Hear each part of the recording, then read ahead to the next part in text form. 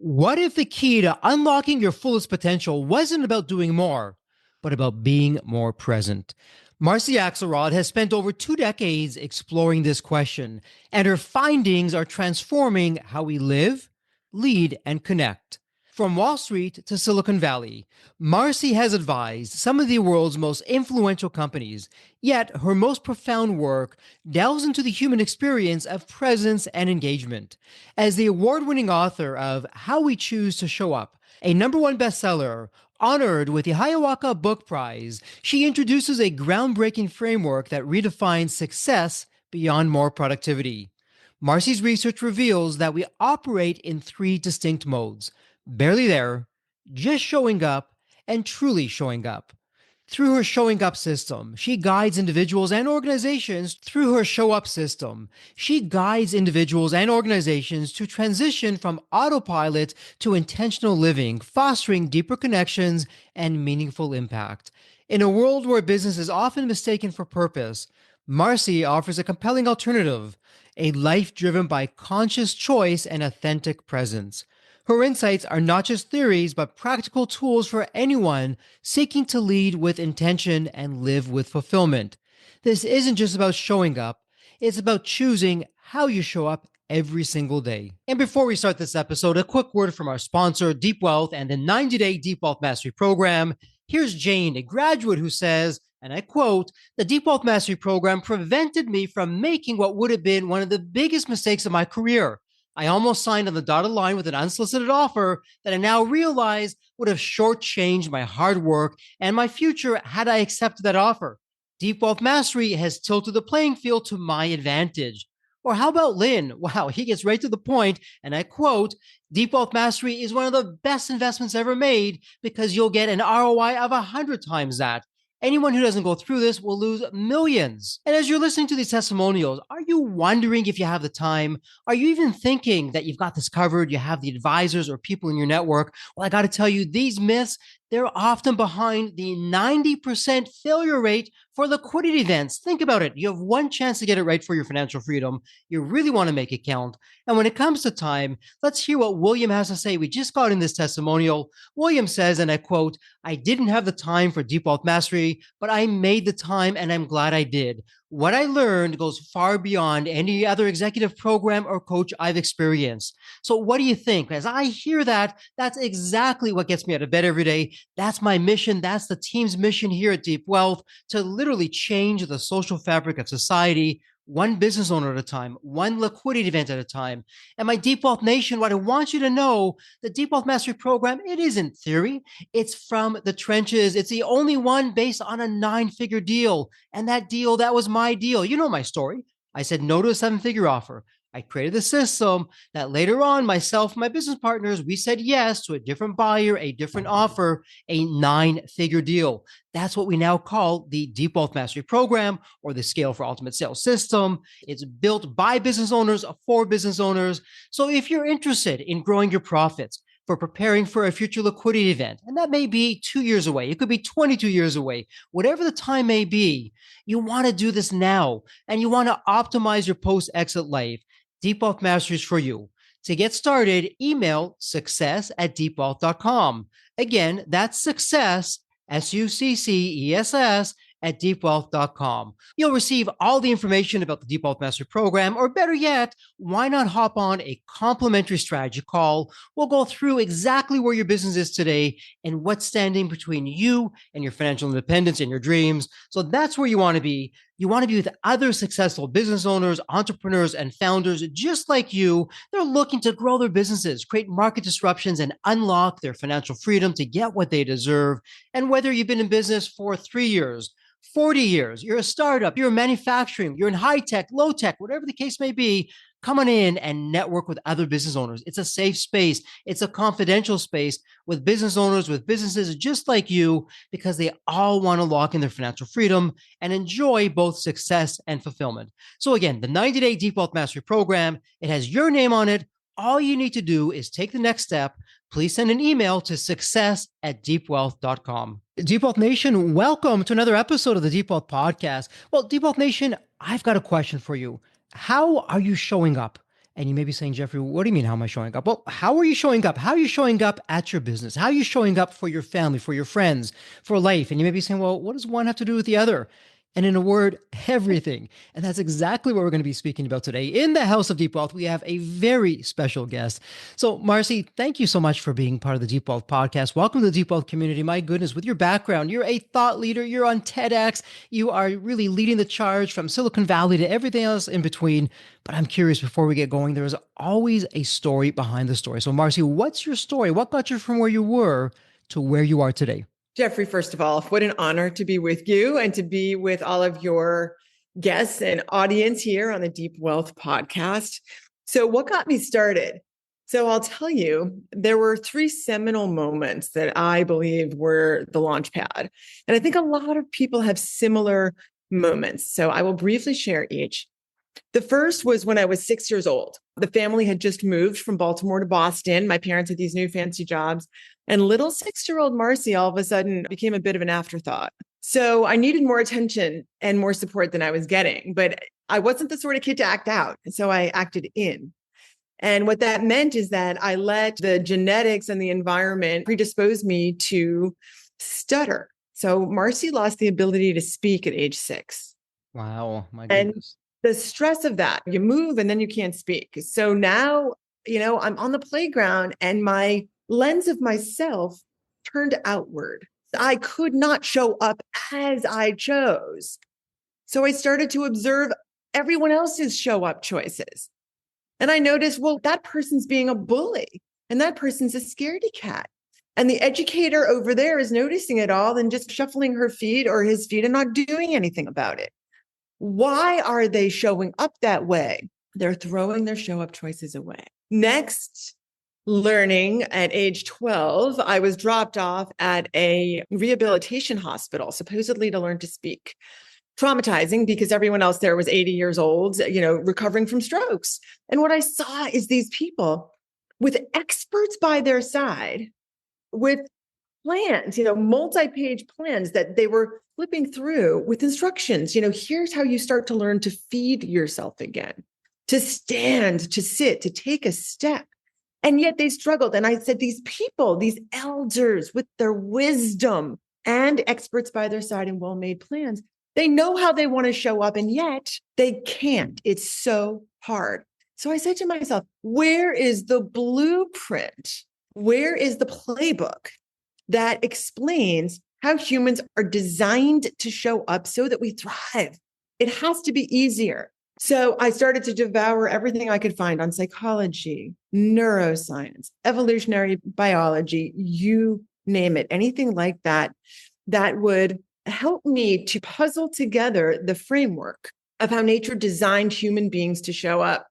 As a strategy management consultant, right, with a background first on Wall Street and then in Silicon Valley, a decade with KPMG Consulting, helping companies like HP beat IBM around the world in every industry group and every continent, you start to develop a skill to basically put very simple frameworks down that share a tremendous depth and wealth of insight. So that is what the model is. It's a 3-part model of how nature designed humans to show up.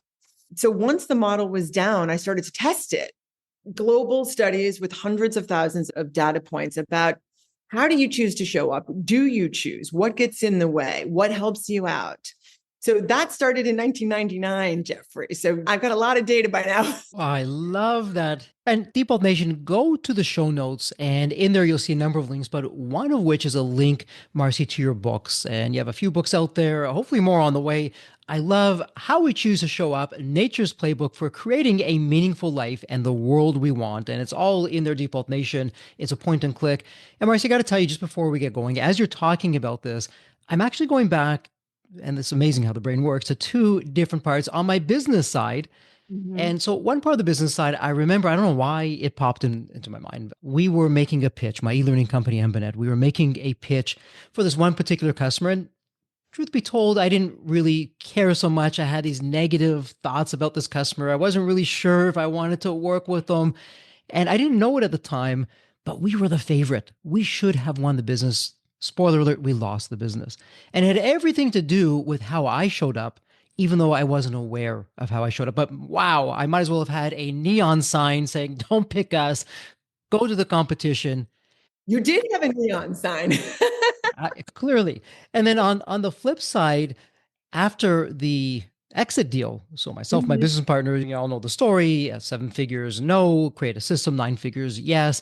And the day after and the journey after the deal was done, I didn't know how to show up. I never really learned that. I was always focused on let's just build the business, let's grow the profits, let's cross that finish line. And then once I was done, I suppose I was like those astronauts. They went to the moon, they did their big moon landing, they took their moon shot. Okay, now what? And that's how I was. And some of the biggest mistakes in my life came not before the exit, but after the exit. That took years, decades for me to unwind and begin to set things right.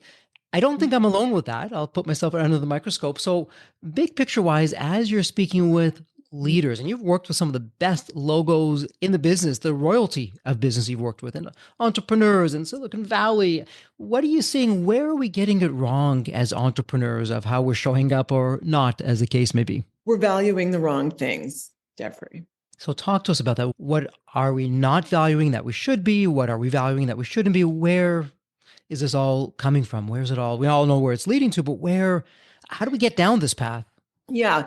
So culture from our birth teaches us what a good life looks like. And it's wrong, right? Society has really run amok in the last 250 years since industrialization. Ultimately, so I like to look at deathbed reflections. And there are two that are well known, and a third was recently added. And I'm going to share what that is because I think everybody's going to nod and think that's exactly right. So the two that almost everybody on their deathbed says is, I wish I'd worked less, number one. And I wish I had told the people I care most about, I Yeah. love you. You mean the world to me. And then, of course, you have to act on that. So the third thing, though, that keeps coming up, and I'll tell you, in a survey of female executives at one of the largest hospitality companies on the planet, a name you all know, over 95% of the female executives used a single word in response to the question, what is the main challenge in showing up as you choose? And the word is authentic. I am not living the life I want to lead. So the deathbed reflection is, I wish I lived more of my life, what's meaningful to me, as opposed to doing kind of what I was told to, right? So I need a certain house and a certain clothes and a certain car, and I have to earn a certain amount of money and a title and that, right? I can't be happy with the 7. I need the 9. I'm going to say no. Now, yours, I think that you said no to the 7 for the right reasons. You were already feeling abundant. You already felt that the value of what you were doing met a higher need. If it didn't, you would have come across with greed, with impatience, with stress, and that neon sign would have been out saying, don't pick me. The values that help someone grow a business are showing up with a generosity of spirit, showing up with a connectedness. So this is where like the model of how nature designed humans to show up really comes in. But I want to pause there and not keep going and let you either reflect on what I just said or ground it in your own words for your Mm-hmm. listeners. Okay. So, my goodness, there's a lot there, Marcy, to unpack. And thank you for sharing it. Although I think you give me far too much credit for some of my earlier decisions, but we'll go with that. And so, what's interesting, and I love in the book how that you spoke about, but then you have the fourth part, making it easier to show up as we choose. Now, I would imagine I didn't grow up with social media. I guess I'm going to date myself here somewhat. I didn't grow up with social media. I can't imagine what it would have been like with social media. I can only imagine that some of my anxieties, my fears, seeing the fear of missing out, how everyone's having that perfect life, that perfect day, I would have been, oh my goodness, I'm just not good enough. I've got to get out there and do even more. So, what are you seeing with social media? How much of a contributing factor is this to what's already, I would imagine, a fairly deep problem? So, well, first of all, it's absolutely massive, but let me explain why, because this isn't explained sufficiently. Human beings are not separate from, right? We are of the earth. We are not on the earth. We literally come through each other physically. And I don't just mean through your mother down, right?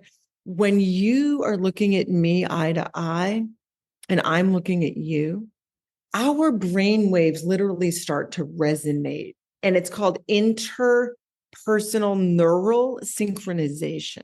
We are designed to sense each other and to feel each other right through our skin, right through our skull. And it's what we do naturally. And it was actually part of our survival. When you were in your tribe and you saw a stranger 50 feet away, in a fraction of a second, your body told you, friend or foe or not, right?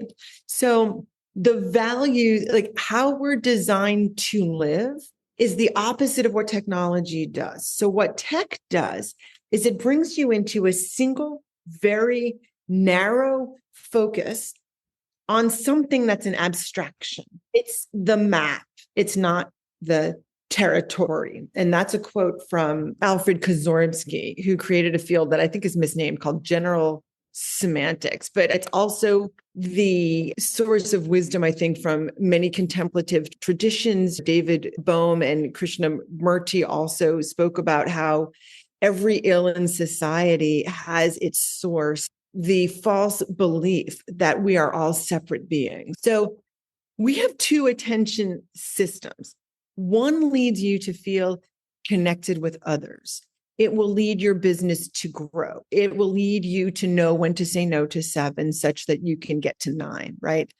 But the other side of our brain, that left hemisphere, is about power and control over. And that is the one that is dominant today. And that is the one that technology is based on.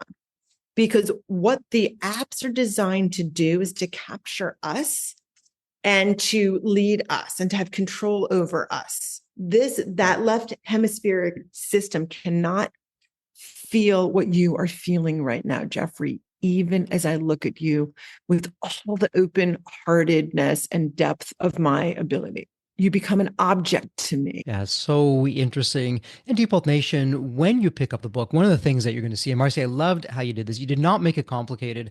When it comes to showing up, you gave it 3 values: one, two, three. 1, barely there. 2, just showing up. 3, truly showing up. And you can share Jeffrey on base or off base. When we get to level 3, truly showing up, I would imagine that's what some of the mystics or from eons ago, the ancient wisdom people, or people that are really into the present moment and gratitude and all those wonderful things that go along with that. It's really not to doing, it's we're actually being. We're in the moment. I'm really looking at you. I'm seeing all of you. It's not in the back of my mind, okay, what do I want to get from Marcy today? What is on my agenda? I don't really care what she's saying. I'm just going to assert myself in such a way that I'm just going to get what I want and then move on to my next meeting or call or task, whatever the case is going to be. That's number 1, or maybe even a negative one on that side. But truly showing up, and Marcy, I'm going to throw this to you because I'll share most of my early days, probably to my mid days as an entrepreneur, primarily number 1, maybe a little bit in number 2. But I got to tell you, the magic began to happen. And thankfully, I had some very patient mentors that didn't throw me out the door in the window as they mentored me. Jeffrey, you can't just be like that. It's not a win sum. You lose, I win, you lose, vice versa. You got to really show up and help other people and go the extra mile, help enough people get what they want. Eventually, you'll get what you want. And really taking that number 3, truly showing up. For me, that's when the magic began to happen, not just on the business, but in all areas of my life. I'd love your thoughts on that. Yes, definitely. So you bring up presence or presencing, right? Because everything is a flow. There's so much more than that. Yes, that is a crucial first step, but there's so much more because there's a belief system that's underneath it about the reciprocity in nature. The way we show up to the world is the way the world will show up to us. Okay. So if you are interconnected within yourself, you then bring that to others and you don't show up as, here's my goal, here's what I want to achieve. Just as you said, it is more, let's explore together. There's this kind of curiosity that shows up. There's an openness. There's a desire to truly be with and for, as opposed to just be to. Like that's part of the show up lexicon. It switches to with and for. Let me just talk about the model though, because everyone inherently knows there are levels of showing up. right? Some days you lay in bed and you're like, this day felt meaningful. Other days you lay in bed and you're, what in the world just happened? I should have known better. I should have foreseen this, right? One is barely there. Now you've got to be there some of the time. You're sick, you're grieving, you're just incredibly stressed, you're burned out. Sometimes you're aware that you're there, sometimes you're not. And there's a whole chapter explaining that and how to get out of it. Chapter 2 is what my 24 now years of research shows. 80% of us are doing 80% of the time. Level 2. This is when you're just kind of going from one thing to the next. This is get it done mode, but it's also sleepwalking through life. And it's also regretville. When you get up and, you shut off the alarm and you brush your teeth and you're just boom, and you're not seeing 99% of what's going on, and you're not feeling a sense of gratitude for other people who may be in the house with you, and you aren't feeling like, wow, like I'm not feeling any pain, or I'm just feeling this small pain. Like you aren't living in both attention systems going back and forth as we're designed. Instead, you're here, you're not, you're here, you're not. And what happens is your focus is narrow and you go from this to this. Have you ever seen a bird's head move and it's like click, click, click, click, click? When you're in get it done mode, that's what you're doing. The flow of time is cracked and you are living in this staccato. Boom. You won't feel a sense of significance or depth of presencing with anything. And what happens with your attention is it just bounces off. The people you're with, often you don't feel a sense of care for. As you move up the continuum, what happens, and I've got this chart in the book, is that as you go from level 2 toward level 3, the first thing that happens is you notice. Boom. Now you're noticing. Once you notice, it pulls on you. So then you tune in. As you tune in, now you're switching from your left hemisphere into your right. Your nervous system settles from the sympathetic into the parasympathetic. You will notice your breathing even shift and get deeper. After you tune in, Jeffrey, here's the magic. You start to feel with. And then once you feel with, the heart circuits come into play and you enact care. And I will tell you, this is when the business deal gets done, because it's sure not going to get done when you're doing this. For the listeners, I'm like hitting my knuckles into each other.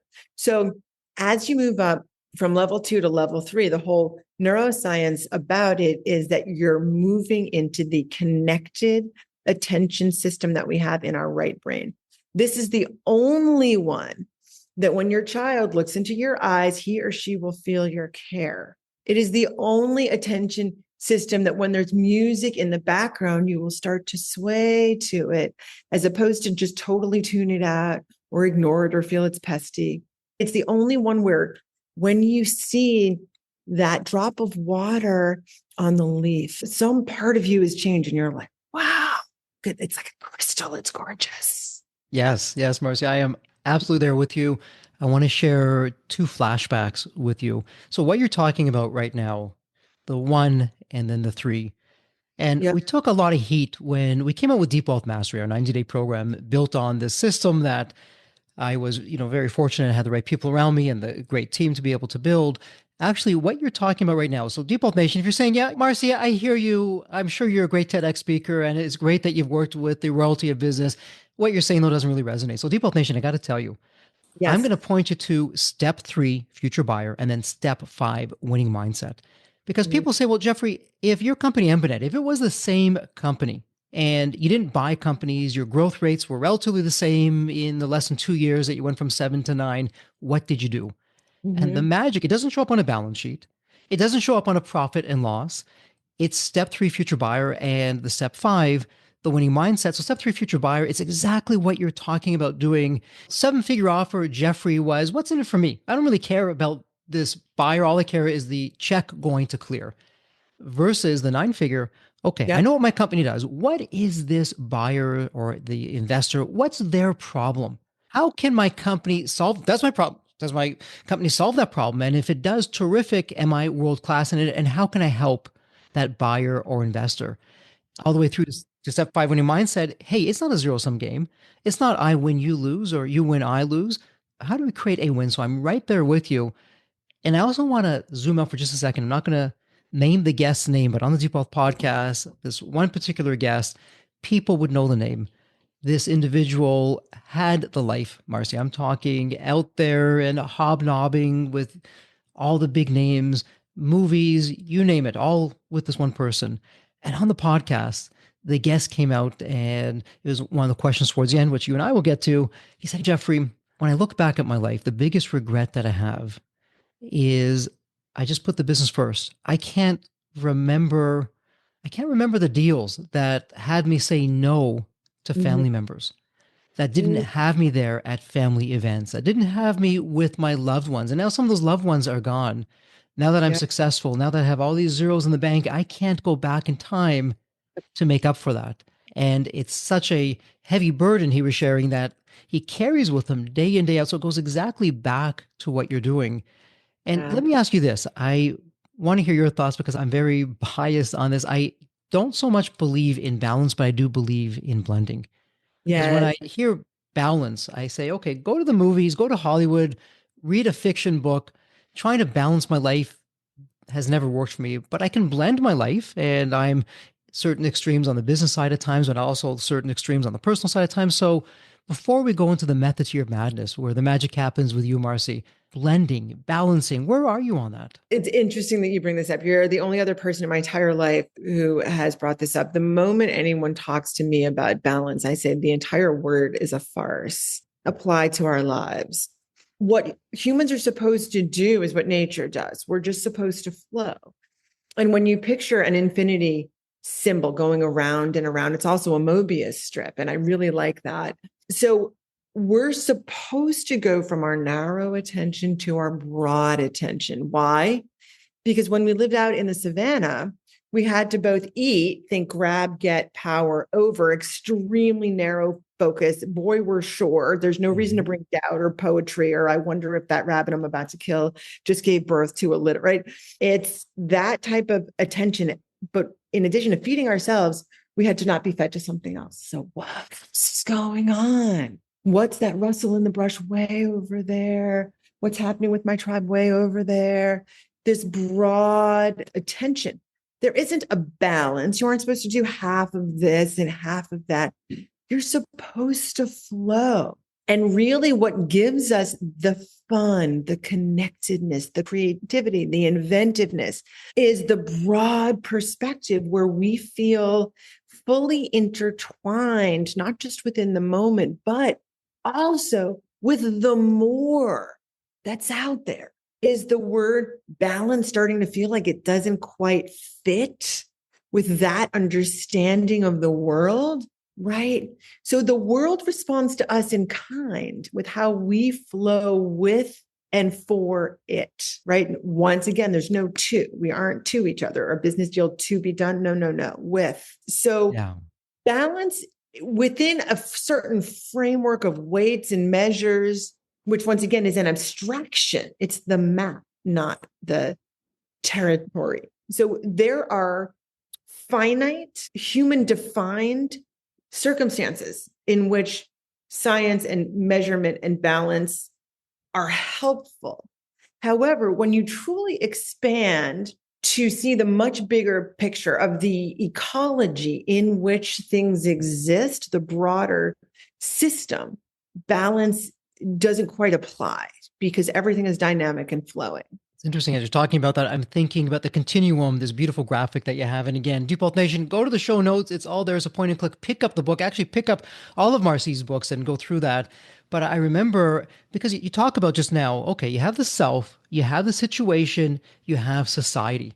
Right. And Marcy, when I look back at, okay, I'm going to put a label on it. Maybe I shouldn't do it. I'm going to put a judgment on it, on my quote unquote failures, really learning opportunities. Right. It was focus really on one, usually the self. And I was ignoring society. I was ignoring the situation. Okay, what's good for Jeffrey? What do I want? Forget everything else. Big time failure. My biggest success is I couldn't tell the difference. Mm-hmm. Myself was the same as the situation, as society. It was all intermingled, really Yes. in a harmonious, beautiful kind of a way. And that's where the magic really happened. So, speaking of that, let me ask you this. As a founder, entrepreneur, business owner, I come to you and say, Marcy, heard you on the Deep Wealth podcast. Forget our liquidity event, forget our exit or our next capital raise. I just want to have this incredible culture. I want to enjoy my business journey and I want my team to be able to do that as well. Will you please work with us? What would that look like in terms of how long does it typically take? And I know every entrepreneur, every business is going to be different, but generally speaking, what are you doing with your system as myself, my team now begins to work with you? What does that look like? So the very first thing that we do is a culture assessment, right? How are people able to show up within the cultural system that the leaders have built? Is there a sense of trust? Can people show up authentically? Can they bring their best self? Can they bring their true self? Can they be honest? Often we uncover that there's some version of the four things that kind of keep people from truly showing up. And that is someone feels better than, or they feel lesser than, or they feel they need to be seen as, or they feel they deserve. Any of those four things mess up a culture of truly showing up where you see beyond just what the marketing says the customer wants. Customers are trying to achieve things, be it B2B or B2C. Companies and people are trying to achieve things that have a broader purpose. And the more you are able to look beyond that, what is, over the long term, what is it that leads this human being who works at the company to be successful? And can you create a culture where people feel safe, emotionally safe, to show up with their true ideas, their true thoughts, their true insight of the moment? That is when businesses thrive. So you do an assessment and then you go and you do workshops and say, this is what we learned. What are like the three most important use cases where we need to reset this? And then we do pilots on each of those three. And then from there, you develop initiatives to roll it out to the broader culture, the broader company around the world. Really like that process. Let me ask you, because I know as founders, business owners, entrepreneurs, there's a myth out there that we walk on water. We are perfect. We don't do anything wrong. We have all the answers and we know what's best. And effectively, at least from my perspective, what that's doing is it's taking vulnerability and, well, I can't be vulnerable because if I'm vulnerable, then I'm going to be weak. So how does vulnerability play a process of truly showing up? And if someone doesn't have that for any number of reasons, what would be some strategies to begin to bring the vulnerability out? So truly showing up, level 3 is leadership. It is being the parent you want to be. It is being the friend you want to be. It is being the coach of the team that you want to be. When you can't be vulnerable, it's because you've put up a wall. There's a defense inside of you that is protecting you from some fear. And the fear can go way back, and you may not know what it is. It might have been started at age 3 at a preconscious level, but there's something that's stopping you being calm such that you can really listen and say, wow, it sounds like when I showed up that way, it caused an issue. And I need to learn from this. And I'm going to listen to a bunch of people about how they experienced that. And I'm going to think about what I can do that's better. And I'm going to ask them, what do you think would have worked? And then I'm going to commit to you what I'm going to do differently. This is my work. And in doing that, Jeff, I'm giving everyone else permission to do the same, to say, it sounds like I messed up and I wasn't as good as I needed to be. And the limit of success of my company is defined right here. So whatever my own wall of defense is, that is the gate through which the success of my life and my life's work is going to be stopped. So only when we can be vulnerable can we get past that and grow our business through that limit. Marcy, let me ask you this with that in mind, because I am positive there's people in Deep Wealth Nation saying, no way. If I'm going to be like that, I'm going to lose a deal. I'm going to lose a respect. I'll share with you, Marcy, and I know you'll likely agree with this. In the world of mergers and acquisitions, the currency isn't money. The currency is trust. And I can't tell you how many times I've seen, not just with my deal, but with are entrepreneurs that are going through deep wealth mastery and then into the liquidity events, when they show up to an investor or buyer and they say, by the way, here's where our company isn't so strong. We know it. Maybe you can do something better about this. We just can't. That's one of the reasons why we're speaking with you. Or remember, I told you this. Yeah, we really dropped the ball on that. And here's what happened. And here's why. And here's going forward how we're planning to deal with this.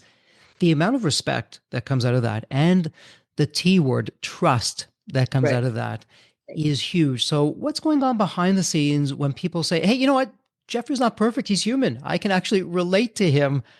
Therefore, I'm going to put some more trust in him, or I'm going to have a better comfort level with him. What's going on there?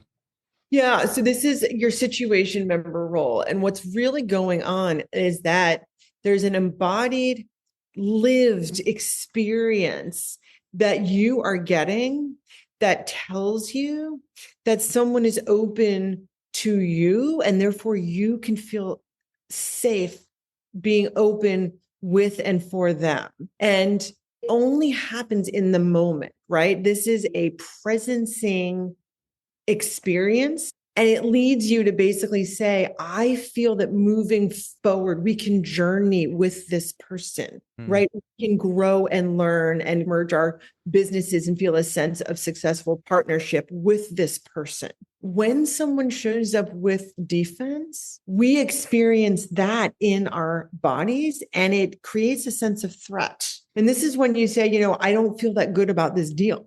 And that's when the deal isn't done. And people will stay away from you, and you won't get the phone call when, someone else's business wants to grow and they think we would like to initiate a process to see if there is a successful merger potential here. You won't get that phone call when you are showing up with a limit based in your own fear. Marcy, let me ask you that because what you're sharing, it's not just gold, it's platinum, as I like to say. Let's forget the deal, put that off to the side. It may be a product launch. It may be a decision on the personal side. It could be perhaps a quote unquote smaller decision on the business side, but we don't have that culture. We don't have those people around us. It's like the emperor with no clothes. They just don't feel comfortable telling us. So coming out of this episode, if a listener does a honest self-assessment, says, you know what? I don't think our culture is so healthy. I don't think people are truly showing up. They're just showing up. What would be some out of the gates strategies that I could start to do now as the leader to get people to move from just showing up into truly showing up? Sure. I'm going to give you two answers. I'm going to give you something that a leader can do with the team, and I'm going to give you something that an individual should be doing every day. Please. What the individual should do to practice truly showing up. What I want you to do each day, I want you to find someone. It can be someone at a store that you stop at on your way home. It can be someone getting out of a car in the parking lot. It can be someone across the office. Just look at them and breathe. And what you start to notice is how they feel. You are picking up how they feel while they're stressed. They're rushed. They're concerned. Wow, I felt that yesterday myself. Just like me. Or maybe you see them feeling worried about something. You think, wow, maybe they have a sick child at home. I remember when my little Jonathan was sick at home last month. That was a really tough day. I was worried about him all day. What you're doing is moving from just showing up where the person is just an object over there moving around and they're not relevant, to feeling with for, and you're becoming open hearted and you're switching your attention system from that left hemisphere, grab it, get it done mode into human to human mode. And then when you walk into your team meeting, what's going to happen is people are going to feel you as this open, caring person. The conversation is going to be different. And what's going to come to mind is, oh, Jane was mentioning she's worried about her ailing parents because one of them recently fell. And you're going to walk over and say, hey, how's your dad doing? And your tone is going to be one of care. And the entire meeting is going to take place in a way where people are feeling safer to bring up, like, hey, this customer actually mentioned something to me that I think might be a systemic issue that we need to really put some time into. And different things are going to come out. And that's when the whole company starts to shift into more of a trusting, caring mode. And that's when inventiveness shows up. The broadening of the lens shows up. And that's when even your marketing and messaging is going to change, because you aren't going to view kind of growth for its own sake. It's going to be a healthier version of progress that isn't just a GDP or kind of net income focus. It is going to be more of, are we having the impact on society that we want to have? It's so interesting there. And as you're talking about that, Marcy, what you're reminding me of on the podcast, very fortunate, we've had thought leaders, authors, really brilliant people like yourself. We've also had people that have been in the services where it's life or death. Right. And just because we're in the services, just because I may be your commander doesn't mean that automatically you've got to give me your respect. I have to earn that. And one of the things I hear continually from, regardless of what part of the services it is, it's this camaraderie that's there where it's well beyond the mission. It's, hey, I've got your back, Right. personal or business, and people sharing, you know what, I would happily go above and beyond what's being asked. Yeah, I know what's being asked. I'm going to go above and beyond that because the respect that I have is so much Right. for this person or this individual or this leader. And if I contrast that to business, not all the time, sometimes though, it's, well, because I have this title, you automatically, it's assumed you need to respect me and you're going to go above and beyond. Well, it doesn't really work like that. You can have people who are just clocking in or people who are really showing up, to your Right. point, because it's been earned. And so, from that perspective, Yeah. what should I be thinking about as a leader to embed in the culture? Oh, absolutely. So some of the phrases that are used for this concept are things like service oriented leadership, compassionate leadership, but essentially to create the trust and to create the authenticity, the accountability that is needed, where people are truly bringing all of themselves. In essence, you need to make sure that the culture stays human to human. If it's just Jane's in marketing and Joe's in supply chain and everything gets broken down, there's a value chain of flow created within your business and then without your business, meaning like as your products and services flow through society and then they're purchased, right? There's a flow, and the flow has to be honored, and it has to honor the environment that we're in terms of what our culture needs to be healthier and happier, what our natural environment needs. And as you start to show care for the individual, Mhm. all of that starts to transition. Okay. And the key word there is care. And Where is care? Because we are designed to care. I should mention hierarchies are inherent in nature. mhm, But when you actually take the shape of a tree and you ask yourself which part of the tree is actually more important, where's the CEO? Where's the customer? Is the trunk more important than the roots? Are the roots more important than any given leaf that's drinking in the energy of the sun? Well, really, it's the system. The beauty, the success is in the entire system and the relationship of how it all fits together. So that's what your success is based on. It's not a given person, it is how everything relates. And that's why it has to be heartfelt. And my success in business, looking CEOs in the eye, I would hear over and over, Marcy, I'm telling you things I've never told anybody. They're almost like, they're like, why? And I just look at them and say, it's because you feel my care. And you know, I'm going to honor you as a human. And they look at me like, that's what it is. I never would have put it that way. I never would have thought of it. The language of business is one of separateness and it's mhm. falsity. The language of business should not exist because it's not the language of humanness or humanity. Your products are just going out into the world. So that's why I feel like we need, well, I shouldn't say I feel, the truth of success is that it's rooted in being human to human. And what's key there in Deep Old Nation, I hope you picked up on this. Marcy, you said in this specific situation, someone was sharing something that they just don't share with other people, their loved ones or close ones. They felt heard because they felt you cared about them. And it almost seems like an oxymoron, business caring, but it should absolutely be blended one within the other. So let me ask you this, a couple more questions before we go into wrap up mode.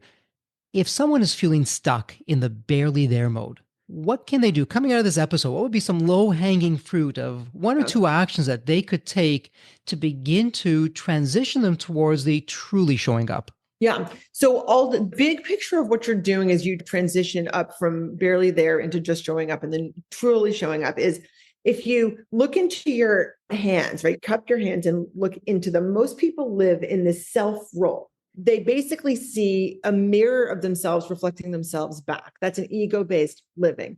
As you turn your hands outward and you start to live in an other-centered attention, that is when the loneliness disappears, the desperation disappears, the anxiety. It just naturally dissipates because we are designed as part of a flowing, interconnected system. When you are truly burned out, all of that, you have to nourish and restore yourself. So the Mhm. first thing to do is to reset your body. There are a lot of ways of doing that. It's breathing techniques like 4-4-4, breathe in slowly for 4, hold for 4, breathe out for 4, hold for 4. Repeat that. I know that Jim Doty, head of the Stanford Center of Compassion and Altruism Research, who's a brain surgeon, wakes up and he does that for 5 minutes every day. Other things that you can do, write letters of gratitude. I mean, just things that turn on the care circuits. Those are the things to do. If you're capable of doing things like interval sprints or just things that really get your endorphins going, that's great also. I know that at certain ages, getting out there and sprinting can be difficult. But in essence, what you're doing is things that turn on your inherent design of being connected with others and with things. Oh, spend time in nature, obviously, and engage in noble silence. That's a lot of things, but all of these things, like fewer words, language is part of the destructive force that's out there. We talk about hitting keys and just our language is violent. We default to colloquial phrasing. Like the last thing you want to do is, it's like, really? The last thing I want to do? Like, no. What you're saying is, gee, it doesn't seem like it's a great idea. Like we go to extremes. Anyway, there's so much that pushes us out of a truly show up mode. So really what I'm discussing is things that switch you from your left hemisphere into your right more often. Love that. Is really taking that whole centered approach where we're interacting with our environment, with those around us, with the situation, myself, like you share, society, all rolled into one, we get the best results. So, Marcy, as we're talking about level 1, 2, and 3, I suppose it'd be very easy to say, well, yes, Jeffrey, always be in level 3, 24/7, no matter what. I suspect you're going to tell me something else. So, what's going on with that? Where should we be throughout the day, level 1, 2, or 3? Yeah, Jeffrey, thank you for asking because a lot of people mistake the levels as places to just try to be. Everything flows. So we and everything in nature and everyone around you is constantly moving between levels 1, 2, and 3. So when you feel like you're really on your game, you're deeply present, you're feeling open, you're feeling focused, you're feeling abundant, you're in level 3, right? But then, as the day wears on, you're hungry, you're cranky, you're frustrated, you just need a break. You're moving down into level 2. Your ability to truly listen to someone is much lower. Your curiosity has flown out the door. You're not particularly inventive. Like you need some food, you need a break, you need to actually look further away than your laptop. You're in level 2. Maybe then you start to feel concerned about something and your field of focus is very narrow and it's something inside your head and you ruminate. Now you're moving into level 1, right? When you reset, when you restore, you get some exercise, you get some food, you've taken a walk, you can look at an image of or real nature. You can then refuel yourself and move back up. And now when you speak to someone, more questions are going to show up for you, more care, more trust, right? Keep in mind, everyone around you is also bouncing along that continuum all day long. So you might walk up to someone and they're in level 2 when they're typically in level 3, or they're in level 1, right? Feel acceptance of this truth because it lets you accept others for who they are and for where they are on the continuum right then and right there. And the phase might be 5 minutes or 5 weeks or 5 years that someone is in a given phase, right? But you want to accept them and you want to have compassion because everyone and everything is on that continuum. at all times. So amazing. As you're talking about that, it takes me back to what we hear so often. It's self-care. And how many times do we hear, hey, Jeffrey, just take care of everyone else around you. You're not that important. You'll get to you when you get to you. And really, it's the opposite. If we can't take care of ourselves, we want to be at level three. Number one, no one's going to be able to do that all the time. It's a human condition. Right. And it sounds as though, Marcy, when I'm finding myself at the lower levels, okay, time for some Jeffrey time, time to take a bit of a break here to recharge and refocus and re-energize so I can then go back out and give myself the best, the very best that I have back to the world. So some terrific insights there. So let me ask you this before we go into wrap up mode. I know there are so many questions I have not yet asked. Is there one question that we haven't discussed yet that comes to mind, or even a message or a topic that you'd like to share with the Deep Wealth Nation? Yes. The one question, it was one of the greatest insights when the book first came out of what people told me. And when I say people, I mean, people who have earned hundreds of millions of dollars as successful entrepreneurs, as someone who worked in the White House as a speech writer for one of our recent presidents. What they said is, Marcy, I hadn't recognized we choose how we show up. So the question that I want to leave people with is, how often are you choosing how you show up? Or are you just default showing up, just going through the motions? As you talk about that, again, the mind works in some mysterious ways. What we're talking about, Marcy, I'm going to date myself somewhat here. I want to say it was the early 2000s, and it was Adam Sandler. I believe the movie is called Click. And this is where, no spoiler alerts here, he meets this mad scientist who gives him this magical remote control that he can just fast forward through his life or go back in his life. And what he ends up doing, he's a type A personality. Let me achieve, let me do, let me get this, let me get that. That he fast forwards. He just pushes the fast forward on the remote to fast forward through his life. So he just wants to get to the really good part at the end to see what's there. And again, I'm not going to give any spoiler alerts here, but it shows what life is like when he does that, when he doesn't do that, and everything else in between. And as you're talking about that, to me, it just reminds me of the social programming, at least that I had as an entrepreneur. Of really, okay, Jeffrey, just focus on the end goal. That's all that matters. Keep your eyes there. Everything else is just noise. Just, yeah, burn the candle at both ends. Who needs sleep? You'll sleep when you die. All those other kinds of things, which are the worst advice. But that movie Click is just resonating in my mind of how myself, and I suspect I'm not alone with this, so many times I was just on automatic pilot or fast forward. Let me just get through this so I can get to the next, get to the next, get to the next, not Right. really enjoying the journey along the way. So that said, and speaking of the journey, it's actually a perfect segue. It's a tradition here, Marcy, on the Deep Wealth podcast. It's really my privilege and honor that every guest, I ask the same question, and it's really a fun question. I'm going to set this up for you. When you think of the movie Back to the Future, you have that magical DeLorean car that will take you to any point in time. So, Marcy, imagine now it's tomorrow morning. This is the fun part. You look outside your window. Yep. Not only is the DeLorean car curbside, the door is open and it's waiting for you to hop on in. What you do. You're now going to go back to any point in your life. Marcy, as a young child, a teenager, whatever point in time it would be, Oh. what would you tell your younger self in terms of life lessons or life wisdom? Or, hey, Marcy, do this, but don't do that. What would that sound like? What I really want to tell her, and I hope this doesn't come out wrong, I really want to tell her, I'm so grateful that you love every moment. Keep doing it. Because really, if everybody felt the gratitude that somehow, I don't know, genetically came down to me, we would have a happier, healthier world. Even tech would have been designed differently than it is. It's designed based on a scarcity mode. It's not designed based on an abundant mode. And I think the stuttering gave me a tremendous gift. Like each morning I can get up and speak. I like trip over my own happiness, It's terrific advice. Love every moment. And Marcy, you're being very modest. Not only can you not just speak and not trip up on every word, you're out there as a world-class TEDx speaker and you're speaking so often as a testament to what you've been able to overcome. And what I find interesting of what you shared of enjoy every moment, it'd be very easy for you to look back and say, oh, yeah, those were really difficult, dark days, which they were. But you're looking at the plus side and being able to enjoy where you are now versus where you've been and the progress that you've made. It's a wonderful way of looking at everyone goes through such dark places at times on their journey, but it's that very struggle more times than not, that brings out the greatness in everyone in our own unique way.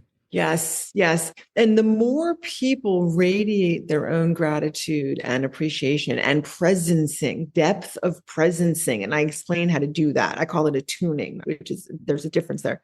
The more you bring people into that shared space with you, and the conversations end up completely different because you ask more questions. Tell me more about that. How do you envision this playing out? What do you really think about this? Would you share more about that? And all of a sudden, your entire world shifts into more of a truly show up experience. It's amazing, isn't it, how the emotion of gratitude, joy, it's like a magical key that just unlocks the best of us.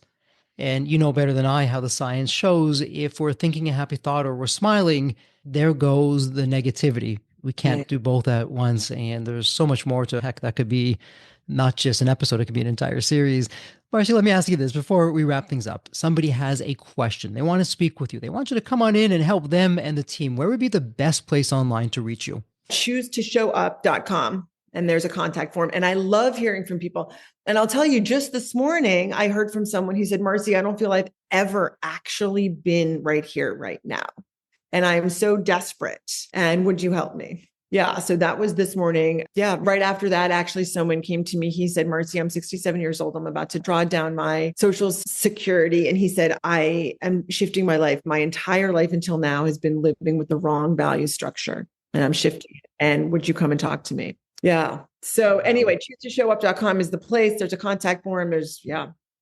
Deep Old Nation, again, it does not get any easier. It's all in the show notes. Go to the show notes. It's a point and click. Everything is all there.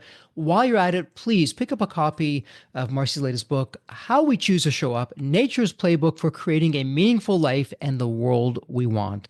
Such powerful words, such an incredible title. Absolutely love that.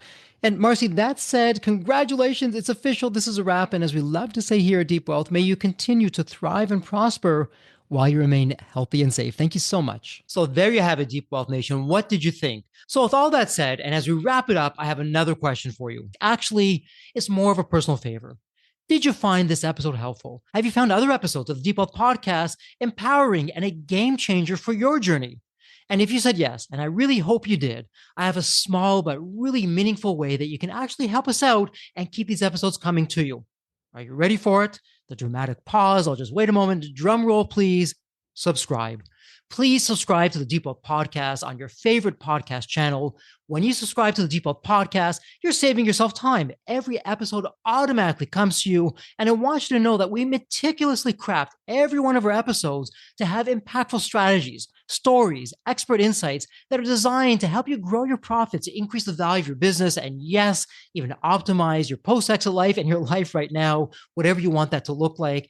And every time you subscribe and a fellow entrepreneur subscribes, it's a testament to how together, yes, we are changing the social fabric of society.